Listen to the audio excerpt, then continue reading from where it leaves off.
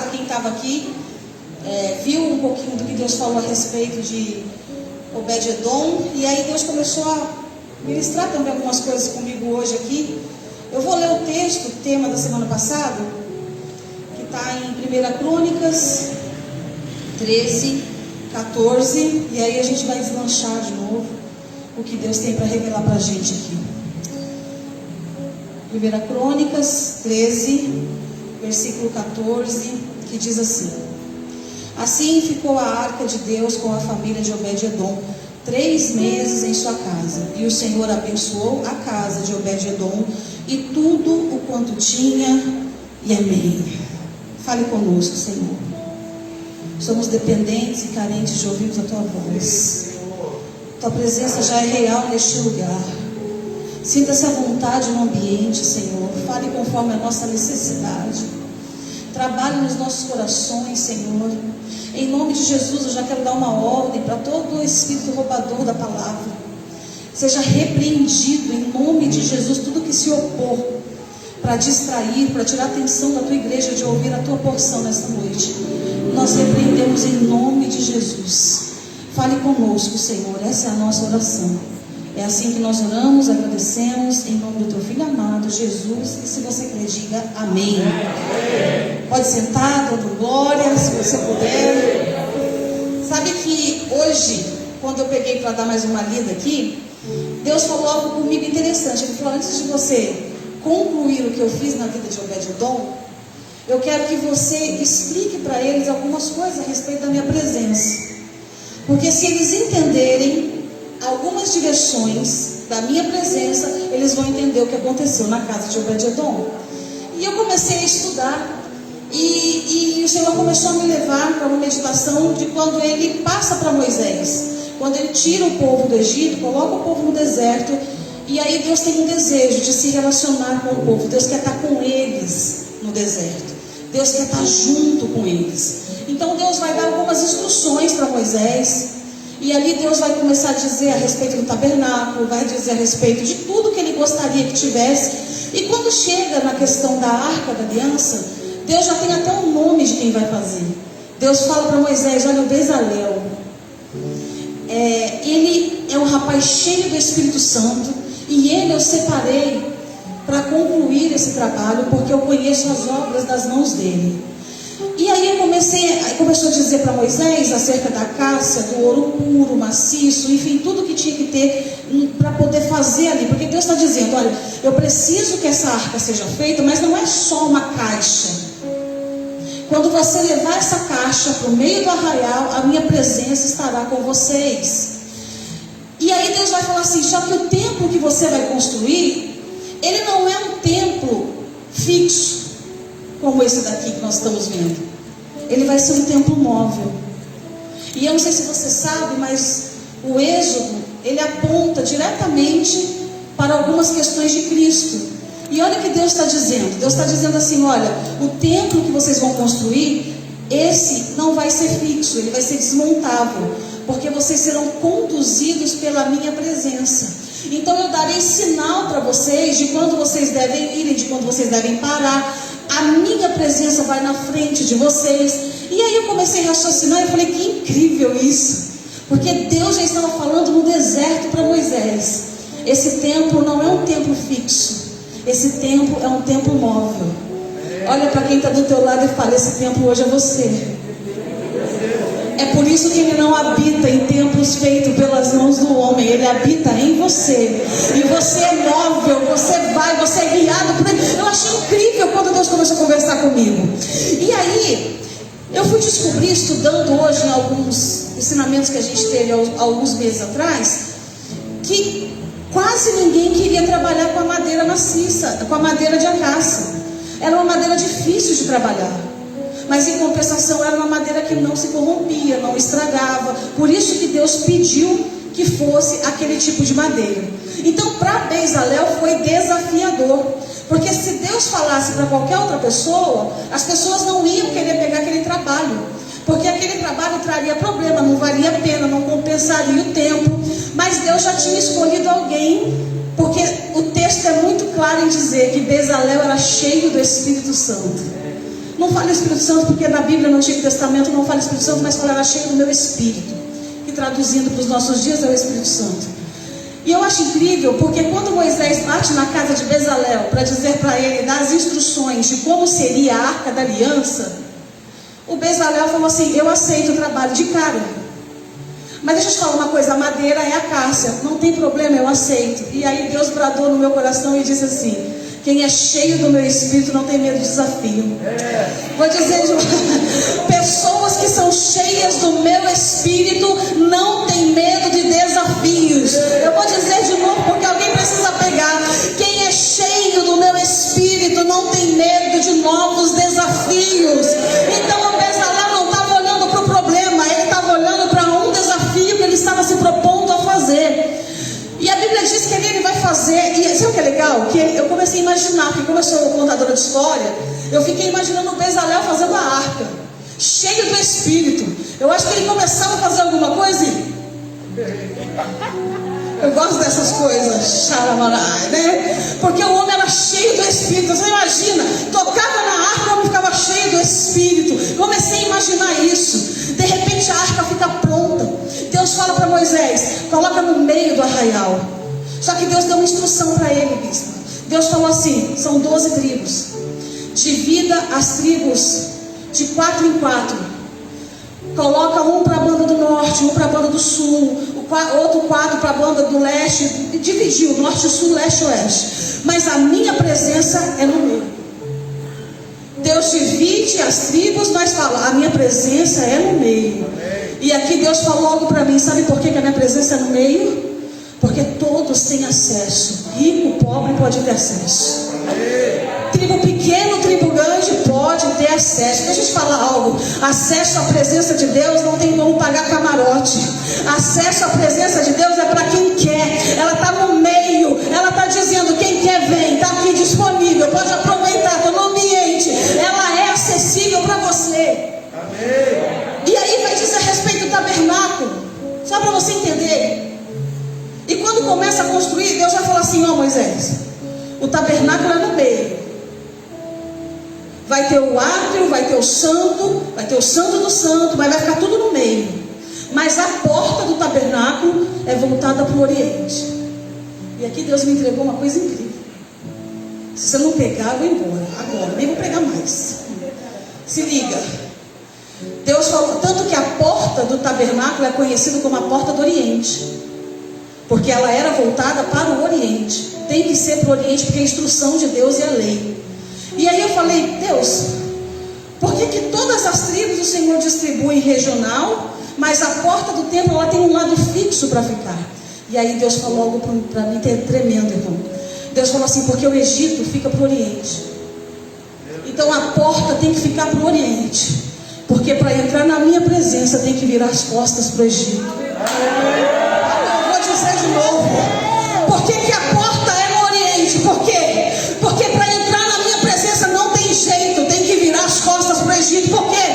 Porque quando olha para trás, lembra da dor, lembra da dificuldade, lembra da humilhação, mas a minha presença aponta um destino. Então, sabe o que Deus está dizendo para você? Não tem outra forma de acessar a presença dele sem antes não virar as costas para o Egito. Vira para quem está do teu lado e fala: não tem outro jeito, só tem uma porta.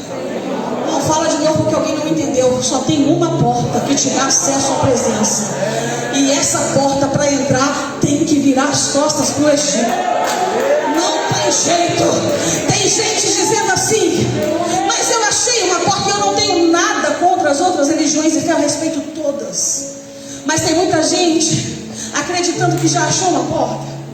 Servindo a Kardec, eu já achei uma porta aqui. Servindo a Buda, eu já achei uma porta aqui. Servindo a Umbanda, eu já achei uma porta aqui. Mas deixa eu te dizer, a única porta que dá acesso à presença e a relacionamento é aquela que Jesus disse: só tem uma. Ela não mudou, ela continua sendo estreita, e para entrar por ela, eu sou o caminho. Oh, aleluia! Eu sou a verdade e eu sou a vida. Não tem como dar jeitinho brasileiro para acessar a presença de Deus. Quer entrar na presença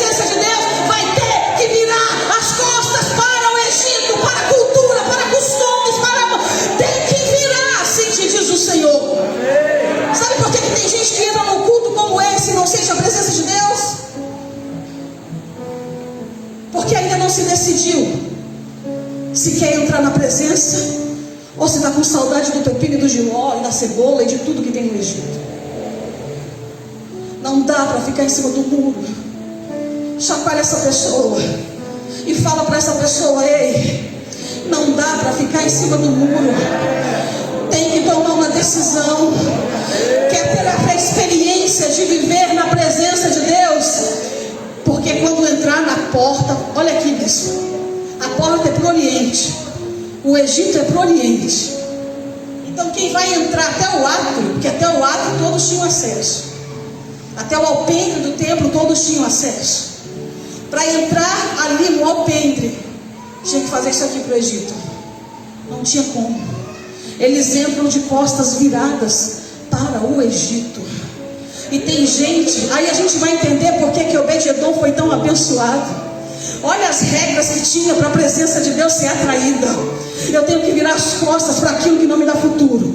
Eu tenho que virar as costas para aquilo que não me acrescenta nada. Eu tenho que virar as costas para aquilo que não vai me levar a lugar nenhum. Ei, deixa eu te dizer uma coisa. Se de repente tem alguma coisa te impedindo de entrar pelas portas e acessar a presença de Deus, se o problema for o seu WhatsApp, quebra ele agora. Se o problema for o celular, desfaz dele. Se o problema é rede social, desfaz da rede social. Mas não perca a oportunidade de virar as costas para o Egito, porque o que Deus está te mostrando é muito maior. O que Ele tem para fazer é muito maior. Ele já te tirou de lá, você já sabe de onde veio, e Ele já sabe aonde você vai chegar. Então confia, porque vai valer a pena.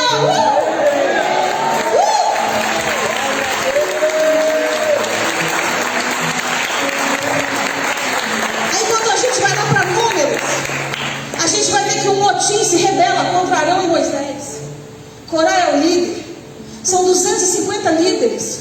Eles começam a olhar para Arão, por quê? Porque até aqui Arão e Moisés tinham acesso livre ao Santo do Santo. Deus dava acesso livre. E esse motim começou a se sentir incomodado, dizendo: por que só Arão? Por que só Moisés? Quer saber? Basta. Nós também temos direito a esse acesso. E começa a se rebeliar, e Moisés põe a boca no pó. Porque Moisés não é um tipo de crente que vai para afrontar. Moisés não é um tipo de crente que vai colocar dedo na cara. Quem está diante da presença e recebe afronta, põe a boca no pó. E vai falar com o Senhor. Vai falar: Deus, olha aqui, foi o Senhor que me entregou essa responsabilidade.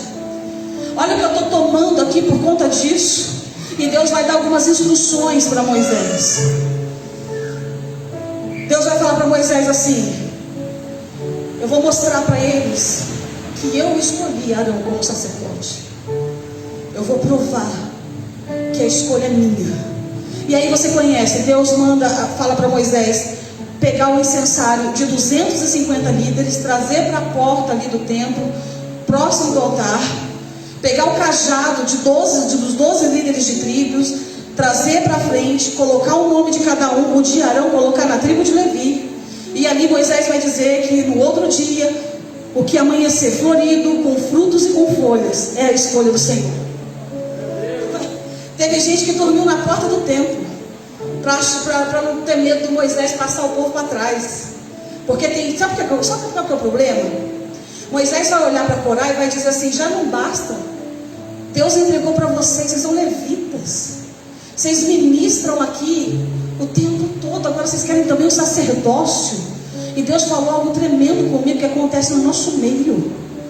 A gente tem mania de menosprezar o que ganhamos para querer aquilo que Deus deu para o outro. E Deus está falando com a gente: valorize a porção que eu te dei. Valorize a porção que eu te dei e para de olhar para o que o outro tem. Porque quando você olha para o que o outro tem, você despreza o que ele te entregou. E o que ele te entregou tem tanta importância quanto o que entregou para o outro. Oh meu Deus. Corá não aceita o desafio. No outro dia eles chegam lá, recolhem as varas. E qual que é a vara que está florida?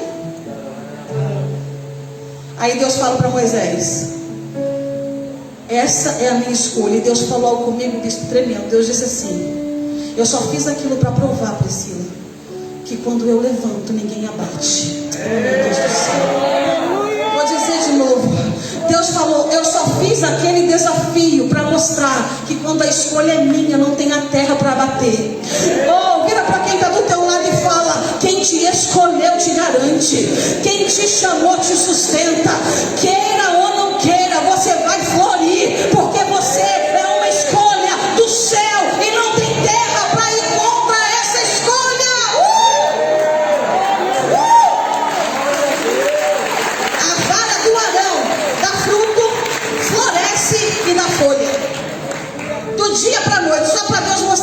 quando eu levanto não tem ninguém para bater. Pode até ter oposição para falar que não concorda com a minha escolha, mas por causa disso, sabe o que Deus faz? Deus, ele abre um buraco na terra. Hoje, Deus não bloqueia ninguém igual a gente faz, não, né? Deus não faz assim, não, ó, bloqueia no WhatsApp. Deus já mata de uma vez, Deus fulmina de uma vez. O que a gente pode fazer é bloquear no WhatsApp, bloquear no Facebook, não quero mais saber. Deus não. Deus, ele fulmina. Deus vira coveiro, porque ele mesmo que sepulta. A terra que abre, a terra que fecha, a terra que engole os revoltados. Tudo por conta de pessoas que não aceitam a opção de Deus. Vira para quem está do teu lado e fala: cuidado, porque rebeldia continua sendo intolerância para Deus.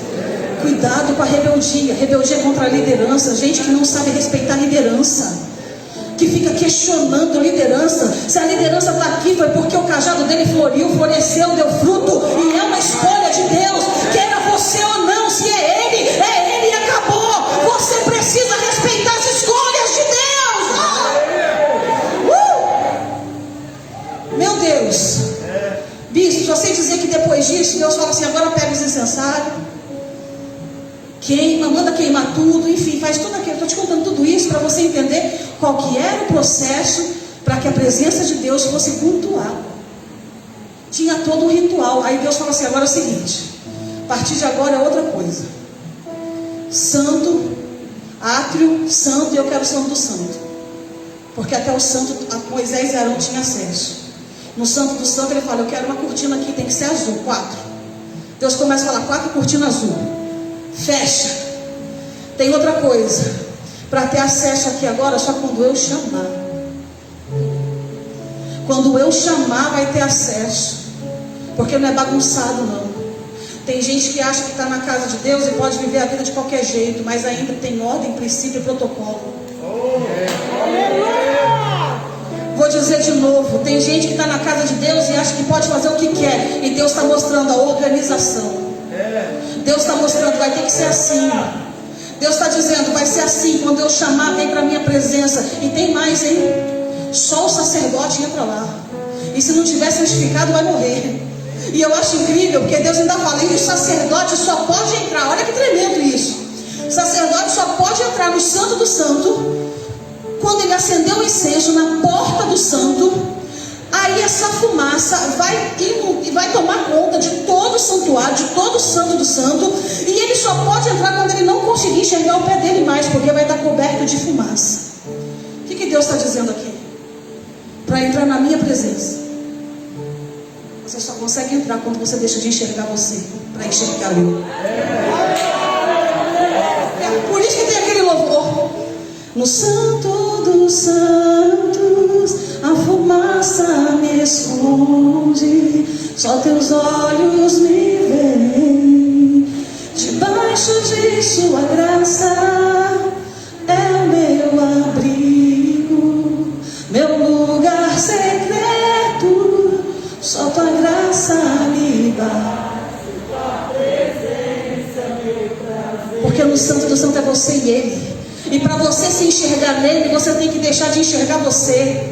Olha o que Deus está dizendo: quando a fumaça cobrir você todinho, o sacerdote todinho, aí pode entrar, porque você se escondeu de você para me enxergar. Tem muita gente querendo chegar perto de Deus, mostrando quem é, e Deus está dizendo: não, para você entrar na minha presença, você diminui para que eu apareça. É esse o segredo. Não é você crescendo e eu desaparecendo, é você diminuindo e eu aparecendo. No santo do santo, o relacionamento é esse: você some e eu apareço em você, você some e eu brilho em você. É assim que funciona.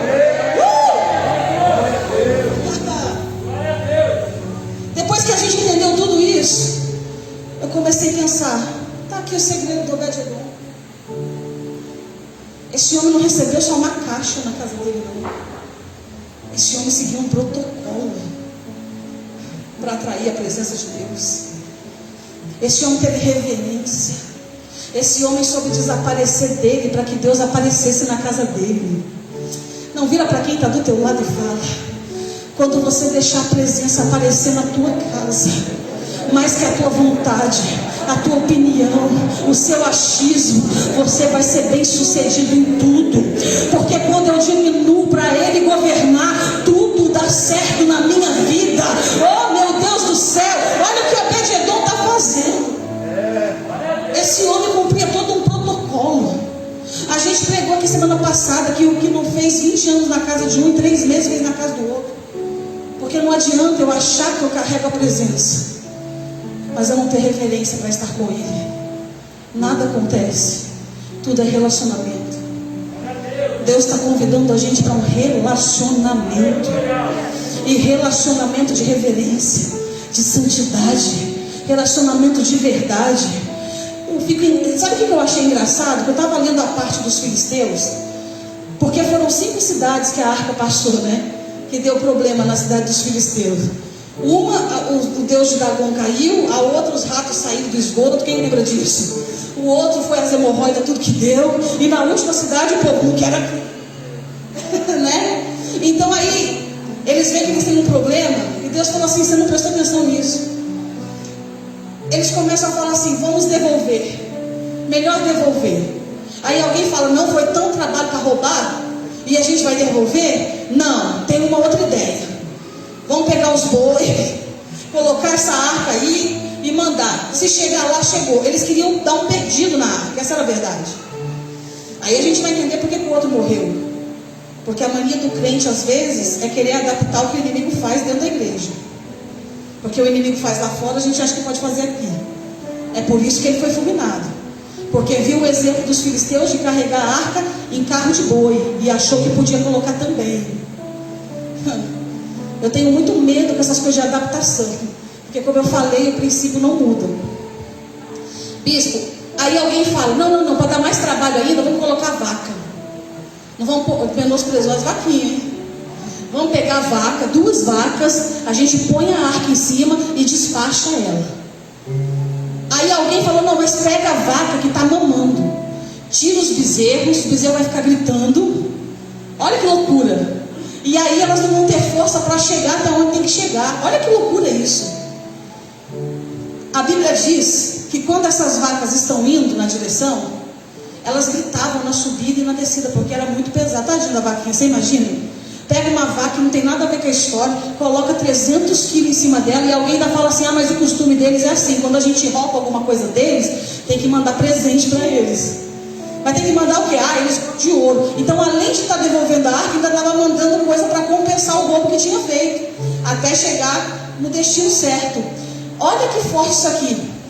Aí eu sei que de repente está todo mundo achando que as vacas não vão conseguir. Dá uns 5 minutos nessas vacas e as vacas tomam um jeito. E as vacas chegam lá. E quando vai chegando, diz que o povo começa a gritar. E quando começa a gritar que a arca está chegando, alguém tira a arca de dentro. Os levitas vão lá, tiram. Antes de ir para casa de Abinadab, tiram a arca, o bispo. E sabe o que acontece?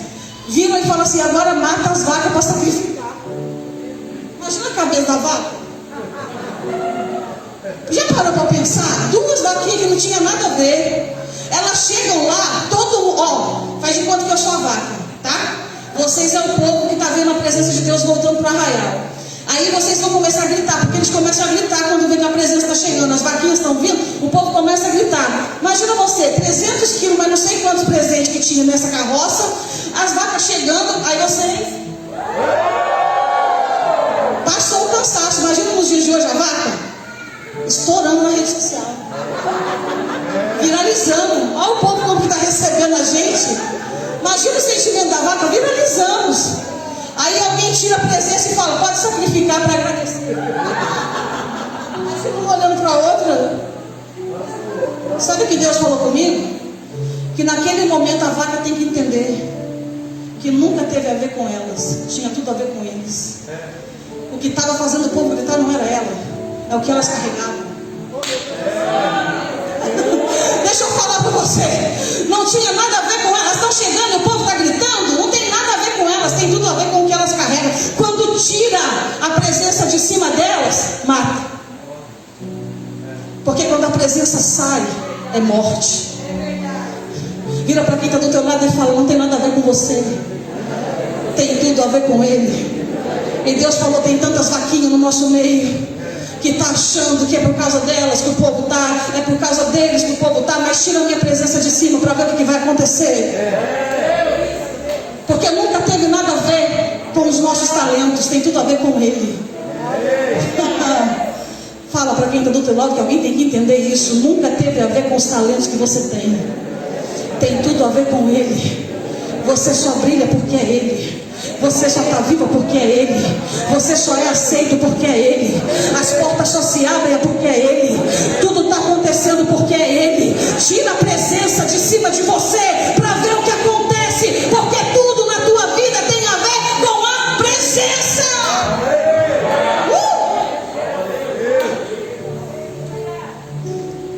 O Obed-Edom tem a arca na casa. A gente viu que em 3 meses Deus mexeu na vida sentimental, na vida espiritual, na vida financeira do homem. O homem ficou rico, fazendeiro. E Davi fala para ele que volta para buscar. E voltou mesmo. Imagina o desespero desse homem, gente. Se em 3 meses eu vivi tudo isso aqui que eu não vivi a vida inteira, como é que eu posso viver sem essa presença? Se em 3 meses eu experimentei essa mudança de vida, o que esse Deus não é capaz de fazer uma vida inteira? Porque tem gente, Deus falou comigo, que quem é guiado pela necessidade, quando conseguir o que quer, esse lugar aqui perde o sentido para ela. Vou dizer de novo, porque isso aqui é sério. Quem é movido para a presença pela necessidade, quando você tem aquilo que você quer, esse ambiente perde o sentido para você. É por isso que tem gente que vem desesperado para arrumar um emprego e quando arruma nunca mais volta. Porque veio pela necessidade, e quando consegue o lugar perdeu o sentido. E Deus falou para mim: eu não sou movido pela necessidade, eu sou movido pelo propósito. O que me move na tua direção, olha o que Deus falou e eu vou falar para você. Deus está falando: o que move a minha mão na tua direção não é a tua necessidade, é o propósito. O que me faz mover na tua direção não é a tua necessidade, é o teu propósito. Se liga. Tem gente que até vem para esse lugar com a motivação certa. Tem gente que até vem para cá pensando da maneira certa, mas em algum momento se perde nas suas próprias motivações, bispo. Deus me fez lembrar do coxo na porta do Templo Formosa. Aquele homem nasceu coxo, ô pastor. Ele estava num lugar estratégico. Que milagre acontecia, estava na porta do templo, ele já estava no ambiente profético, porque pessoas que passavam por ali tinham relacionamento com Deus, pessoas que davam esmola para ele se relacionavam com Deus. Ele estava num lugar profético, mas ele nunca foi para lá pedir uma oração para andar, ele foi para lá pedir esmola. Como é que eu estou num ambiente profético onde milagre acontece e eu não peço uma oração para mudar de vida? Porque é movido pela necessidade. Presta atenção. E Deus está dizendo: a minha mão não se move pela tua necessidade, se move pelo teu propósito. Deus falou: sabe por que tem gente que a vida não está mudada? Porque elas estão no lugar certo, no ambiente profético para o milagre acontecer, mas com a motivação errada. Vira para quem está do teu lado e pergunta: qual é a motivação que te faz buscar a presença dele? Se for a tua necessidade, sinto muito em te informar, ele não se move pela tua necessidade, ele se move por um propósito. Que é o exemplo eu te dou, porque eu estou falando de mover. Por que esse homem teve a vida mudada? Porque a motivação dele nunca foi. Por que Obed-Edom nunca teve a vida transformada? Porque ele não recebeu a arca pensando: eu vou ficar. Ele recebeu a arca por um propósito. Olha a diferença. Como eu chego na presença de Deus vai determinar o que vai acontecer comigo. Olha só, outro exemplo: Moisés. Bispo, Deus não fez a filha do faraó enxergar Moisés na beira do Nilo só para uma mãe não chorar. Deus não fez a filha do faraó enxergar Moisés no Nilo só para Moisés não ter mais fome, não correr mais risco e ter vida boa. Deus fez ela enxergar ele na beirada do Nilo. Não era pela necessidade, dificuldade que ele estava enfrentando no momento, mas era por causa de um propósito. Se liga. Quem vê Moisés entrando dentro do palácio, sendo adotado pela filha do faraó, vai dizer: a vida do Moisés agora mudou. Moisés vai comer bem, vai se vestir bem, acabou o tempo da miséria. Joquebede não chora mais. Moisés agora tem vida boa, não vai ser escravo, agora vai ser filho de princesa, neto do faraó. Quem está olhando pela ótica da necessidade está tendo essa análise da vida dele. Só que Deus está olhando para a necessidade e está dizendo: eu não estou fazendo isso só para suprir a necessidade do Moisés. Eu estou fazendo isso porque ele é um acesso para um propósito lá na frente. Enquanto muitos enxergam que Deus está suprindo a necessidade, Deus está criando um acesso para um propósito. E aí Deus falou comigo, quando ele visita Moisés na sarça ardente, e ele fala para Moisés: eu quero que você volte. Olha o acesso que Deus precisava. Deus sabia que anos depois ia ter que entrar no palácio.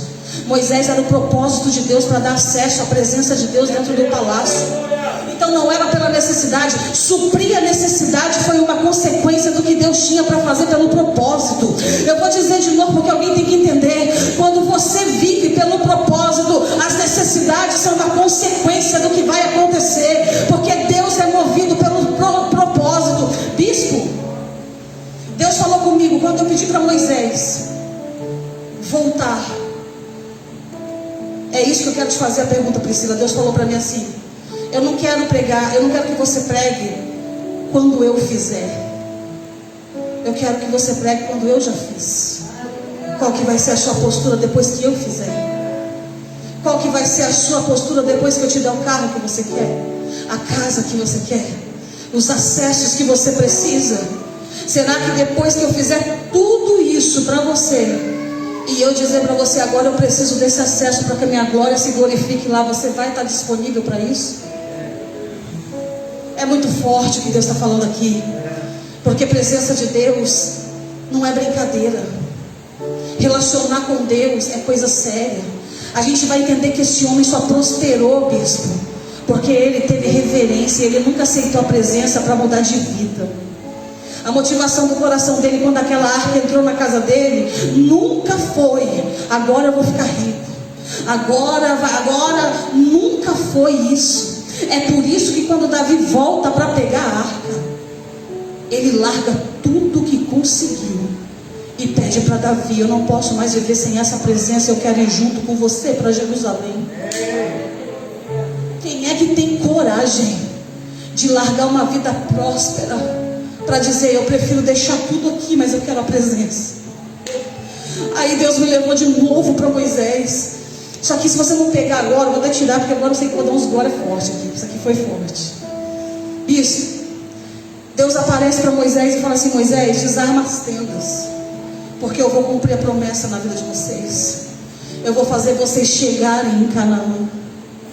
Só que eu estou tão abismado, estou tão de saco cheio da incredulidade desse povo, que a minha presença não vai no meio de vocês. Quem lembra disso? Eu vou fazer vocês chegarem na promessa, mas a minha presença não vai com vocês. Moisés para tudo. Moisés vai começar um diálogo com Deus e ele fala assim: não nos faça sair daqui sem a tua presença, porque se o Senhor não for, eu também não irei. Espera um pouco, pastora, você está dizendo que Deus apareceu para ele e falou que ia cumprir a promessa, e ele está falando que ele não quer promessa sem presença? Em outras palavras, sabe o que Moisés está falando, bispo? Deus, eu abro mão da promessa, prefiro ficar aqui no deserto mesmo, mas com a tua presença. Sabe o que Moisés está dizendo? Eu não quero viver promessa sem a tua presença. O que adianta ter promessa, mas não ter a tua presença comigo? O que adianta ter promessa e estar desviado? O que adianta ter promessa e estar com uma vida infeliz? Não. Se é para viver promessa sem a tua presença, eu prefiro ficar no deserto. Ele está dizendo: eu abro mão da promessa, mas eu escolho a tua presença. O Obed-Edom está fazendo a mesma coisa. Quem olha para ele e fala: homem, você está rico, você virou fazendeiro, você tem animais, olha para as suas terras prosperaram. Ele está dizendo: o que adianta ficar com tudo isso se eu não tiver a presença dele comigo. Eu abro mão de tudo, porque eu quero estar com ele. E aí a gente vai ver que ele vai com Davi para Jerusalém. E agora a gente vai começar a ver que o crescimento dele não foi só material. Esse homem cresceu espiritualmente num nível absurdo. Bispa, quando ele chega em Jerusalém, ele pede para Moisés, o amor dele pela presença era tanto, que ele pede para Moisés para ser o porteiro do tabernáculo. Não importa onde eu vou ficar, eu nem preciso estar no altar. Olha que coisa linda. Vou dizer de novo, porque esse é um exemplo de adorador. Ele está dizendo assim: eu nem preciso estar na frente para aparecer, eu não preciso estar com o microfone na mão, me deixa na porta, porque só na porta é o suficiente para mim. Estar na porta do templo já é estar na presença dele. Olha que coisa linda. Passa-se o tempo, Davi decide levantar músicos para tocar dentro do templo. Chama Obed-edom e fala: acerta o tom da harpa. Eu acredito que Davi ensinou ele a tocar harpa, porque eles criaram um laço de relacionamento. E eu acredito que Davi ensinou Obed-edom a tocar harpa, porque vai dizer, se você for no capítulo depois 16, você vai ver que Obed-edom ele vai aprender a tocar harpa, e ele vai entrar para aprender. Olha que coisa linda, acompanha comigo. De porteiro, agora eu vou aprender a tocar. Tem gente que acha que já pode chegar, né, e fazer tudo. E aqui Deus está ensinando para a gente os caminhos de um adorador, porque tudo tem um tempo.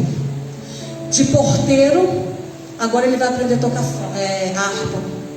Depois que ele toca a harpa, que ele fica bom, reúne-se lá os líderes e fala assim: agora Obed-edom, ele vai ser o porteiro da arca. Não é mais o porteiro, ele vai ser o guardião da arca. Ele vai ficar perto daquilo que ele sabe o significado que tem para ele. Olha como esse homem vai crescendo. E tem gente que acha que o crescimento é só financeiro. Tem gente que vem para um culto como esse pensando em resolver só a vida financeira, e não pensa que o crescimento para a tua vida que Deus tem é financeiro também, mas é espiritual também. E aí a gente deixa de crescer na graça e no conhecimento, porque é movido pela necessidade.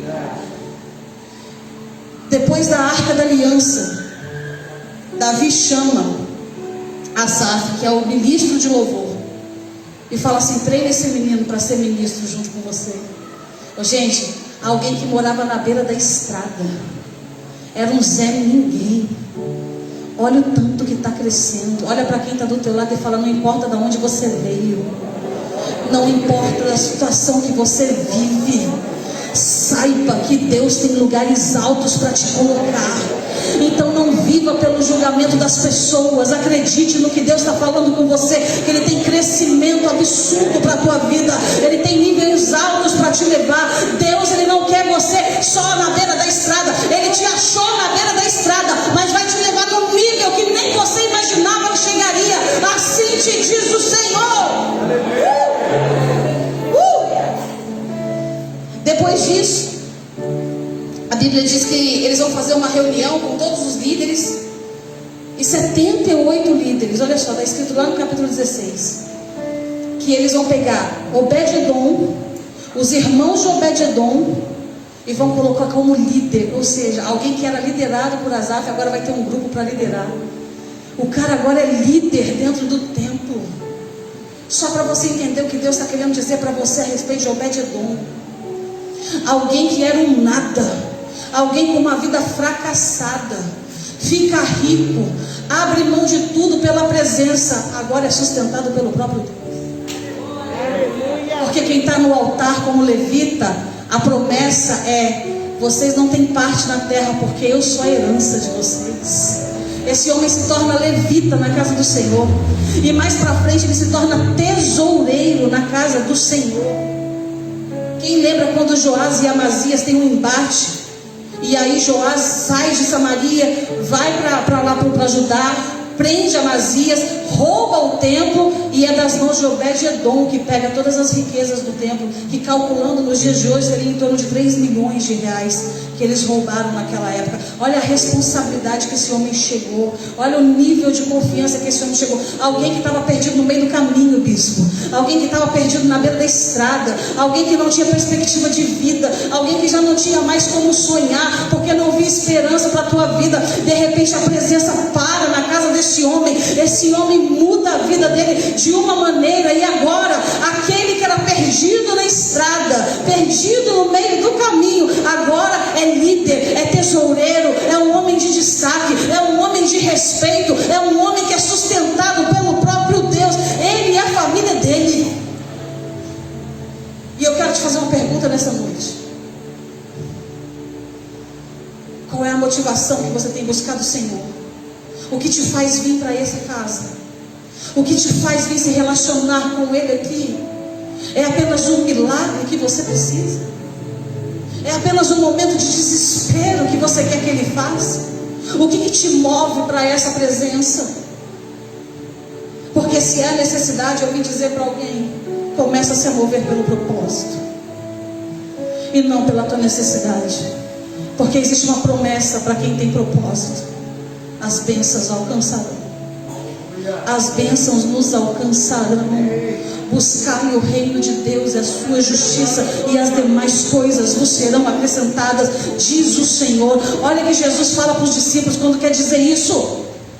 Os discípulos estão preocupados: quando que vai ser? Quando que o Senhor vai voltar? Sabe o que Jesus fala?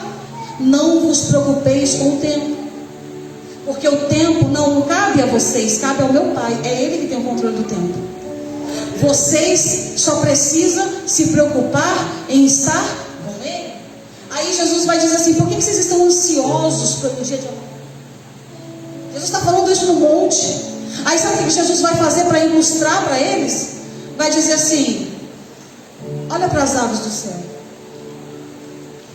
Elas não juntam dinheiro no banco, elas não têm reserva guardada em banco nenhum, nem banco tem. E quem é que sustenta todos os dias a ave do céu? Aí Jesus vai dizer: vocês acham mesmo que Deus tem essa preocupação com as aves do céu, que dirá com vocês que são filhos? Aí depois vai dizer assim: olha para o lírio do campo, pergunta qual foi a alfaiataria que eles foram comprar roupa. Pergunta para os lírios do campo qual foi o costureiro que teceu a roupa deles. Nem Salomão em toda a sua glória vestiu como um deles. E se Deus se preocupa com as vestes do lírio do campo, que é uma flor que dá hoje e morre amanhã, imagina o que Ele não pode fazer por você. Buscai em primeiro lugar o reino de Deus e a sua justiça, e as demais coisas vos serão acrescentadas. O que Ele está dizendo? Busquem o propósito e a necessidade vai ser suprida. Eu vou dizer de novo: olha o que Jesus está dizendo: movam-se pelo propósito, e as necessidades serão uma consequência do propósito. O Obed-Edom deu essa lição para a gente. O que moveu ele não foi a necessidade, foi a verdadeira vontade de ter a presença, se relacionar com Deus. E eu quero te perguntar nessa noite, mais uma vez: qual é a tua motivação para buscar a presença do Senhor? Eu não sei por que eu disse isso, e eu vou repetir de novo, porque Deus está insistindo em falar isso com alguém. Porque alguém pode estar dizendo: mas o mundo me atrai, o mundo me atrai, o diabo me tenta. E Deus me trouxe aqui para dizer para alguém: vai valer a pena virar as costas para o Egito e entrar na presença. Porque esse mundo não tem nada para te dar. Você já sabe o que tinha. Posso te falar uma coisa? Eu vou compartilhar algo com vocês, porque eu conheci o mundo. Eu vim do rodeio, eu vivia no meio de artistas. Quem já viu meu testemunho sabe com quem eu me relacionava. Quem já ouviu meu testemunho sabe com quem eu namorei do meio sertanejo. Sabe, a vida de glamour que eu tinha na época do sertanejo. Mas quando eu chegava em casa era uma infelicidade absurda, um vazio imenso, que não tinha dinheiro, não tinha um lugar de glamour que preenchia. E eu posso dizer para vocês hoje, que hoje eu não vivo metade do que um dia eu vivi. Mas eu posso não ter R$1 no bolso, eu estou feliz do mesmo jeito, porque a presença dele me sustenta. Eu não troco os dias que eu tenho na presença dele por todos os anos que eu passei no Egito. E eu te falo com convicção, valeu a pena virar as costas para o Egito e entrar na presença dele. Valeu a pena, valeu a pena. Oh, xarabacantarabás. Eu sei o que eu tive que abrir mão, e não foi pouca coisa não. Eu sei o que eu tive que abrir mão para estar aqui hoje. E quer saber, não foi fácil, mas eu decidi. Eu já sabia o que o Egito tinha para me dar. E eu estava tendo a oportunidade de uma nova chance, de uma felicidade plena, e eu não pensei duas vezes. Eu costumo dizer, bispo, que já faz alguns anos que eu prego. No dia 1º, só aqui já são 3 anos, direto. Virada na igreja, que eu não abro mão de passar o dia 31 na igreja. E eu às vezes pego a minha família dizendo para mim assim: você não cansa não? Priscila, você não tem tempo. Você só vai para a igreja. A gente chama você para as coisas, você fala, vai pregar. Vai para a igreja, vai para a igreja, vai para a igreja. Eles nunca vão entender, sabe por quê? Porque só eu sei como eu estava quando essa presença me encontrou. Eu vou dizer de novo, sabe por que as pessoas não entendem as minhas escolhas hoje? Porque quem conhece o momento que eu vivia quando a presença me encontrou fui eu. E é por isso que eu não abro mão de estar no dia 1º, no dia 31. Viraram para mim e falaram assim: você vai passar seu aniversário em Salvador pregando? Eu falei, vou. E meu marido me liberou, porque ele tem a mesma visão que a minha. Se eu estou viva, eu quero pregar mesmo no dia do meu aniversário.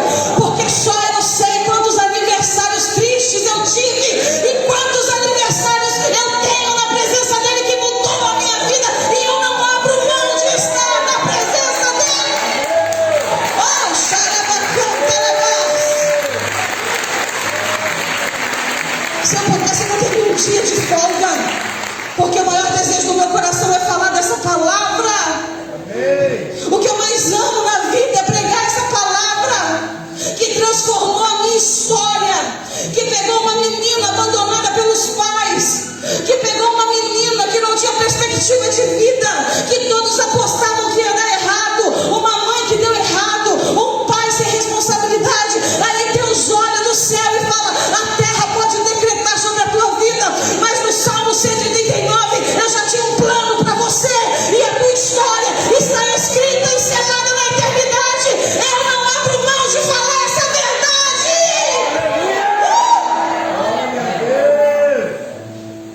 Eu amo esse Deus. Eu amo esse Deus. Eu amo a presença dele, pastora Luiz. Eu amo quando ele me visita de manhã. Eu amo quando eu sinto a presença dele entrando no meu quarto de madrugada, como várias vezes acontece, ele sabe disso. Eu vou para a sala orar porque ele me convida para me relacionar com ele. E eu amo. Sabe por quê? Porque só quem teve uma vida transformada sabe o que é estar nessa presença. E eu não abro mão. Isso não estava no cronograma para te falar, mas tem alguém aqui que está literalmente em cima do muro. Está querendo entrar na presença, mas olha para trás. Está querendo uma mudança de vida, mas o Egito ainda prende. Sabe por que Deus mandou colocar a arca na frente, bispo? Porque a presença te move para o futuro. E o Egito ficou para trás. Deus falou algo comigo, eu vou compartilhar com vocês. Tem gente chorando porque eu sei que Deus está falando. Deus falou para mim assim: se você vive mais de lembrança do que de sonhos, você não está vivendo na minha presença. Vou dizer de novo: quem vive mais de lembrança do que de sonho não está na minha presença. Porque lembrança aponta para o passado, Sonho aponta para o futuro. Eu vou dizer de novo: se você está lembrando mais do teu passado, das coisas que você perdeu, das coisas que você deixou, das dores que você teve, não está normal. Porque quem está na presença de Deus tem mais tempo para sonhar do que mais tempo para lembrar. Vira para quem está do teu lado e fala: chega de viver de lembrança. Porque a mesma presença que entrou na casa de Obed-Edom está te convidando hoje para uma nova fase, para virar as costas para o Egito e começar a sonhar para onde a presença te guiar. E quer saber? Tudo que a presença tem é melhor que o Egito. As coisas de Deus são boas, perfeitas e agradáveis. O que o olho não viu, o ouvido não ouviu, não desceu ao coração do homem, é o que Deus tem preparado para nós.